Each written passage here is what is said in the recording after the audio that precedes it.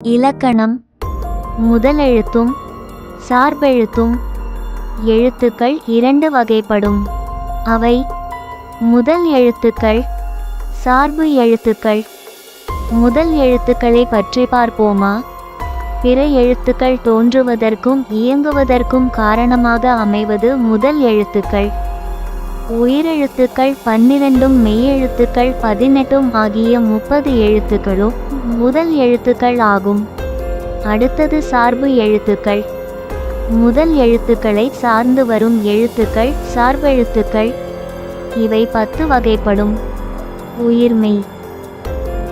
ஆய்தம், உயிரளபெடை, ஒற்றளபெடை, குற்றியலிகரம், குற்றியலுகரம், ஐகார குறுக்கம், அவ்கார குறுக்கம், மகர குறுக்கம், ஆய்த குறுக்கம்.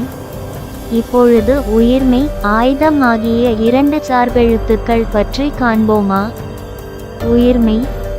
மெய் எழுத்துக்களும் உயிர் எழுத்துக்களும் ஒன்றுடன் ஒன்று சேர்வது உயிர்மெய் எழுத்துக்கள். ஒலி வடிவம் மெய்யும் உயிரும் சேர்ந்ததாக இருக்கும். வரி வடிவம் மெய்யெழுத்தை ஒத்திருக்கும். ஒலிக்கும் கால அளவு உயிர் எழுத்தை ஒத்திருக்கும். ஆய்தம் 3 புள்ளிகளை உடைய தனித்த வடிவம் பெற்றது. இதற்கு வேறு பெயர்களும் உண்டு. முப்புள்ளி, முப்பாட்புள்ளி, தனிநிலை, அயக்கேனம். சொல்லின் இடையில் மட்டுமே வரும்.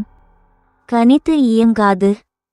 உயிரையும் மெய்யையும் சார்ந்து இயங்குவதால் ஆய்த எழுத்து சார்பெழுத்து ஆகும்.